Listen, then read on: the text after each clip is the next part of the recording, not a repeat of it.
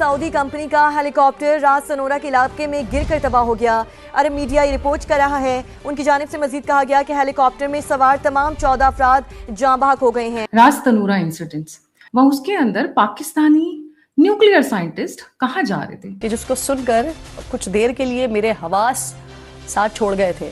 किससे मिलने जा रहे थे और क्या क्रिएट करने जा रहे थे। ईरान का ये one of the biggest hacks माना जा रहा है। और इस हादसे में वफात पा जाने वाले लोग कौन थे?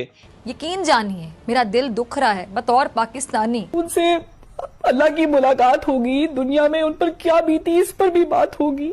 ईरान ने हमला किया, ईरान ने हमला करके उसको ध्वस्त कर दिया।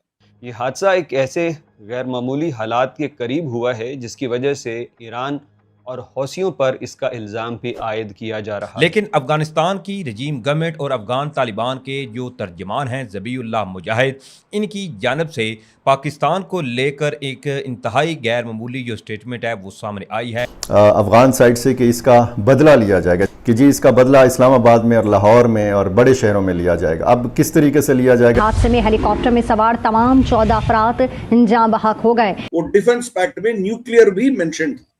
तो अब पता चल रहा है कि सऊदी अरेबिया उसको पैसे देके कुछ ना कुछ तरीके से उनसे ये सीक्रेट्स लेके आ रहे हैं। हम पाकिस्तानियों के तो जैसे बुरे दिन खत्म होने कोई नहीं आ रहे हैं। इसको लेकर मचना शुरू हुआ है। Iran one of the biggest victories का। जय हिंद दोस्तों, very warm welcome to Hindustan special channel. Saudi Arab के रास तनूरा में सऊदी का एक हेलीकॉप्टर क्रैश होने से 14 लोगों की मौत हो गई है। अब यह खबर निकलकर सामने आ रही है कि इसमें पाकिस्तान के न्यूक्लियर साइंटिस्ट सवार थे। पाकिस्तान इसको छुपा रहा है, लेकिन बताया जा रहा है कि ईरान ने इस हेलीकॉप्टर पर हमला किया और यह हेलीकॉप्टर क्रैश हो गया। बताया जा रहा है कि इस हेलीकॉप्टर में पाकिस्तान के न्यूक्लियर साइंटिस्ट सवार थे। सरकारी समाचार एजेंसी ने बताया कि सऊदी अरब की बड़ी तेल कंपनी अरामको का एक हेलीकॉप्टर रविवार को स्ट्रेट ऑफ हॉर्मज के पश्चिम में सऊदी अरब के पूर्वी तट पर स्थित रास तनूरा में दुर्घटनाग्रस्त हो गया, जिसमें 14 लोगों की मौत हो चुकी है। एजेंसी ने यह भी कहा कि दुर्घटना के कारणों का अभी तक पता नहीं चला, लेकिन यह खबर निकलकर सामने आ रही है कि इसमें पाकिस्तान के न्यूक्लियर साइंटिस्ट सवार थे, जिसमें सभी की मौत हो चुकी है। सरकारी समाचार एजेंसी ने आगे कहा, हेलीकॉप्टर दुर्घटना के कारणों का पता लगाने के लिए संबंधित अधिकारियों की मदद से जांच की जा रही है। पाकिस्तान इस खबर को लेकर चुप है। पाकिस्तान इस खबर को दबाना चाहता है कि वहां पाकिस्तान के न्यूक्लियर साइंटिस्ट क्या कर रहे थे। राज तनूरा इंसिडेंट्स कहा जा रहा है ईरान का ये बहुत बड़ा सक्सेस माना जा रहा है। ईरान अशिया कंट्री व उसके अंदर पाकिस्तानी न्यूक्लियर साइंटिस्ट कहाँ जा रहे थे, किससे मिलने जा रहे थे और क्या क्रिएट करने जा रहे थे। ईरान का ये one of the biggest hacks माना जा रहा है। यूएस क्यों सिर्फ एक पर्टिकुलर ऑफ द मुस्लिम समुदाय के साथ ही खड़ा होता है? सर, ये क्या इंसिडेंस हुआ है जिसको लेकर मचना शुरू हुआ है? Iran one of the biggest victories का। देखिए, सऊदी अरेबिया में रास तनूरा करके एक रिफाइनरी है उनका। वो सऊदी आरामको का सबसे बड़ा रिफाइनरी है। वो 4 महीने से बंद पड़ा हुआ था क्योंकि ये जंग चल रहा था, इसलिए इसके चलते हुए वो बंद पड़ा था। शुक्रवार को वो खुल गया, वहां से लोडिंग होना शुरू हुआ। उसी दिन लगभग कुछ घंटों के आसपास वो एक हेलीकॉप्टर वहां से उड़ान भरा, फिर वो पर्शियन खाड़ी के अंदर गया, 47 किलोमीटर आगे गया, वहां गिर गया, बीच में गिर गया, समुद्र में गिर गया। 14 लोग उसमें जो सवार कर रहे थे, 14 के 14 मर गए।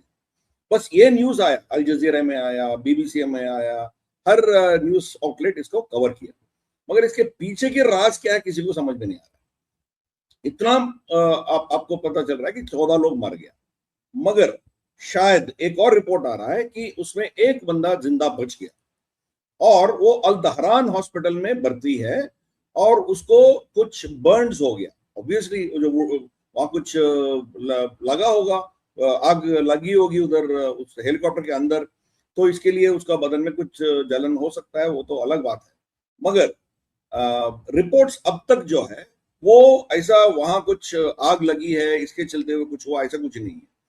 उसका इन्वेस्टिगेशन चल रहा है, अभी ब्लैक बॉक्स निकाला है, उसका क्या नतीजा है शायद हमें पता चलेगा, नहीं चलेगा, सीक्रेट है, क्लासिफाइड है, हमें पता नहीं है। कुछ सोर्सेज ये क्लेम कर रहे हैं कि ईरान ने हमला किया, ईरान ने हमला करके उसको ध्वस्त कर दिया। तो जब कोई ड्रोन या रॉकेट उसको हिट करता है, वो नीचे जाने में ज्यादा समय नहीं लगेगा, तुरंत वो गिर जाता है।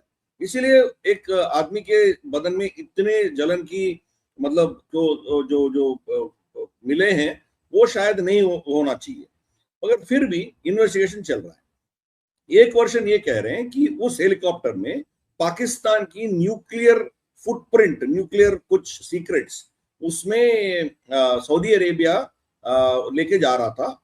वो उनका एक और प्रोजेक्ट है, अल शदाब करके एक प्रोजेक्ट चल रहा है इसका सऊदी अरेबिया का। वो प्रोजेक्ट क्या है, खुद के लिए सऊदी अरेबिया के लिए न्यूक्लियर बम बनाने का एक प्रोग्राम चल रहा है।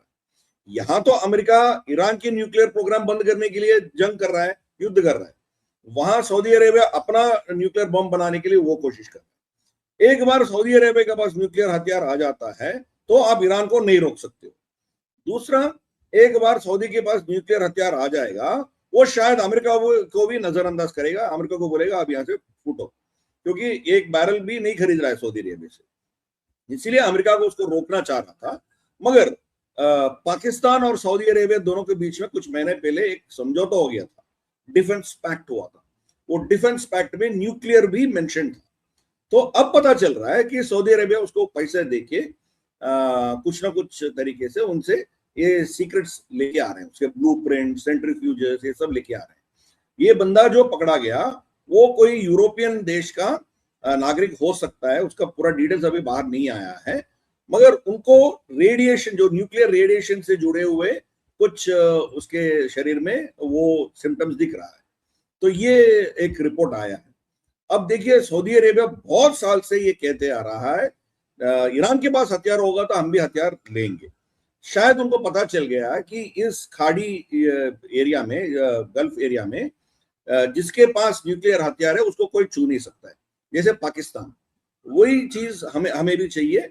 जब हमारे पास भी हथियार आ जाएगी तो ईरान हमें कुछ नहीं कर सकता है। ये इनकी सोच है। अभी डिफेंस क्या कहते हैं, रक्षा की जो सोच है ना, वो वही है। एक बार हथियार आ गया तो हम सुरक्षित हैं, ये उनका सोच है। पाकिस्तान के पास जो न्यूक्लियर हथियार है उसका फंडिंग सऊदी अरेबिया ने किया था।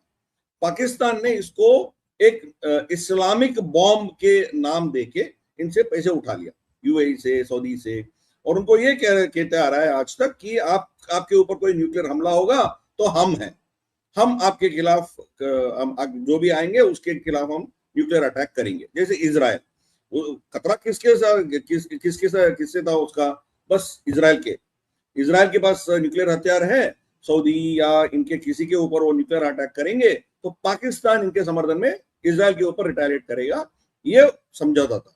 मगर अब क्या हो गया, कुछ महीने पहले जो सऊदी अरेबिया और पाकिस्तान के बीच में जो एग्रीमेंट हुआ है उसके चलते हुए न्यूक्लियर टेक्नोलॉजी भी ट्रांसफर हो